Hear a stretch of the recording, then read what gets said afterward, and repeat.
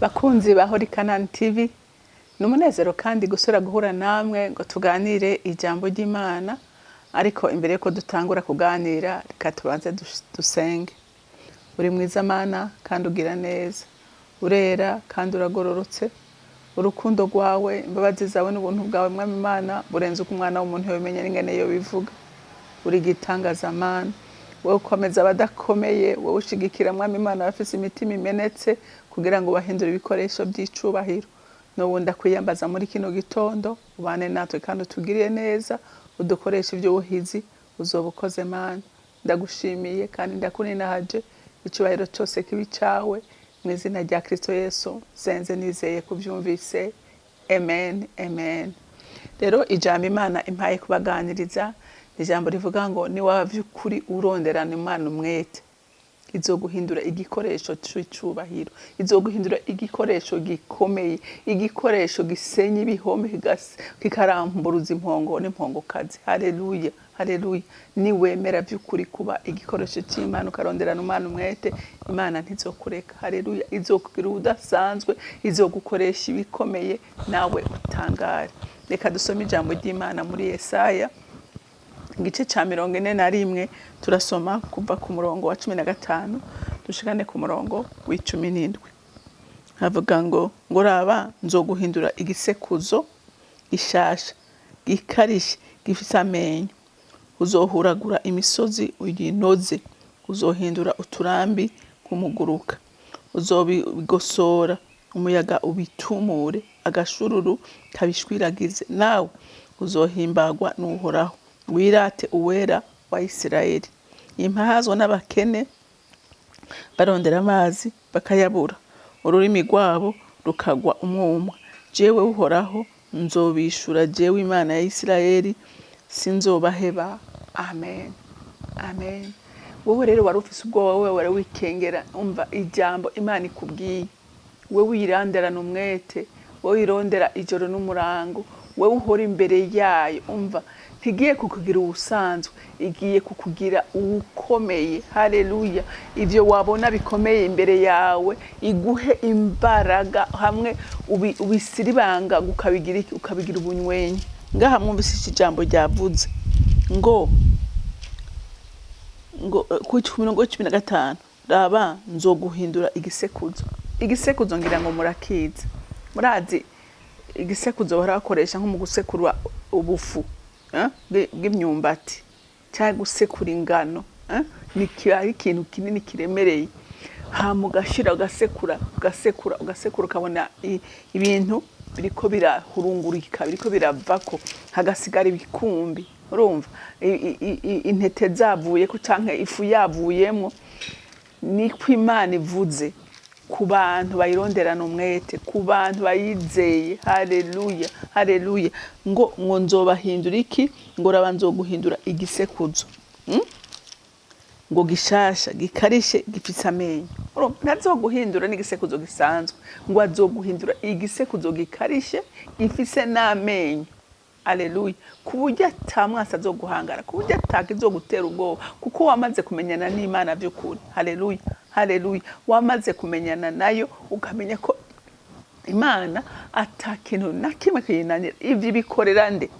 Ivyo bikorera abayizeye, ivyo bikorera abayironderana umwete, ivyo ibikorera abantu bayironderana umwete ku murango no mwijoro. Ijambo ry'Imana ritubwiye ngo raba nzoguhindura igisekuzo gishasha gikarishe gifise amenyo, uzohuragura imisozi uyinoze. Urumva imisozi bisigura yuko ibigeragezo biri imbere yawe, Imana igiye kuguha imbaraga. Haleluya. Imana igiye kuguha ubushobozi butuma atakigerageza gishobora kuresista. Haleluya. Gishobora guhagarara imbere yawe, gishobora kugutera ubwoba, kuko Imana iguhinduye iki? Iguhinduye igisekuzo c'uguhuragura. Kandi ntiwahinduwe igisekuzo gisanzwe, wahinduye ngo igisekuzo gishasha gifise n'amenyo. Haleluya. Sinzi ko murabona ikintu gifise amenyo, iyo kikuranduye kirandurana n'inyama. Rero ni umwansi uzomutembagaza. Wumvise ngo uzohuragura imisozi uyinoze. Imisozi ni kuvuga ibigeragezo bimwe byahora bigutera ubwoba, bimwe byakuraza udasinziriye, bimwe byatuma wiraburanirwa, umve ngo uzobihuragura. Haleluya. ngo uzobihuragura imisozi uyinoze, uzohindura uturambi ngo nk'umuguruka. Haleluya. Ibyaboneka ko ari ibintu bikomeye imbere yawe zoba ari ubusa, uzotegeka. Jewe rimwe na rimwe harampora nitegereza, uzurabe nk'abantu by'ukuri banywanye n'Imana bakamenyana n'Imana. Niyo asengeye umuntu harahubona avuga nk'amajambo abiri. Wewe wasenze waboroze wasubiriye ntihagira ikintu kimwe gihinduka, ariko ubundi agaseruka gusa akavuga nk'amajambo abiri, kabona umuntu arabohose. Abadayimoni bakibwiriza akavuga ngo turagiye. Haleluya. Ngo turagiye kubera iki? Ahuye n'umuntu yahindutse iki? Igisekuzo gifise ivyuma. Satani ntashaka kuresista iki imbere yiwe. Rero Imana yo mwijuru igufashe nanje mfashe, iduhindure abo bantu bahawe izo mbaraga zo gusenya no gukombombora ibikorwa byose by'umugwanizi byari bahagaze imbere yacu, biduteye iki? Biduteye ubwoba. Haleluya. Ngo uzobigosora umuyaga ubitumure. Bisigura ngo Satani azoguhunga. Kuri ijambo ry'Imana yabitubwira ngo tugwanye Satani nawe azogira iki? Azoduhunga. Kujya umuguruka. Urabona iyo uri kuragosora umuyaga ukaza uragurura, wo kubwira tegeranya bya bintu byose ntavyo ubona. Kubera iki? Umuyaga uba wabishanjaje. Rero n'imbaraga zakugwanya zizoguhunga. Kubera iki? Kubera ubushobozi bukorera muri wewe. Haleluya. Haleluya. Ngo agashururu kabishwiragize, nawe uzohimbaza Uhoraho, wirate uwera wa Isirayeli. Haleluya. Urumva ni wakoreshwa ivyo, ntuze wirate inkomezi zawe, ntizirate ko rewe wabikoze, ariko uze wirate Imana ya Isirayeli, uze wirate uwera wa Isirayeli, kuko ari we yaguhaye iki? Yaguhaye izo nkomezi. Haleluya. Muntu w'Imana, ndumva nanje mfise agashavu ngo Imana yo mwijuru nukuri tuyegere ko yaduhabwe izo nkomezi, kuko Satani haraha atwaza igitugu umuntu kabona n'umutima wiwe uri kurababara, ariko Imana si yananiwe gukora, ariko twebwe nitwe twananiwe kuyegera kugira ngo duhabwe ubwo bushobozi. Haleluya. Haleluya. Ubwo bushobozi si wo bukeneye ko arabufise, ariko akeneye ababuha, akeneye abakoresha, akeneye abo yambika. We nanje twitegure kubwakira. Haleluya. Twitegure kugira iki? Kubwakira, kuko Imana irashaka kukubona widegembya, irashaka kubona uri mu munezero, irakeneye kukubona utarara usuhuza umutima. Haleluya. Ngo wirate uwera wa Isirayeli, ngo impazwa n'abakene barondera amazi bakayabura. Haleluya.